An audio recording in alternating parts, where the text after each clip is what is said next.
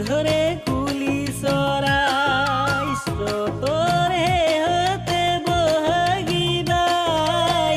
বহাগৰ সুৰ ধৰে কুলি চৰাই গছৰ ঢালে ঢালে কুঁহি পাতে কেলে ধৰণীৰ গা কপি যায়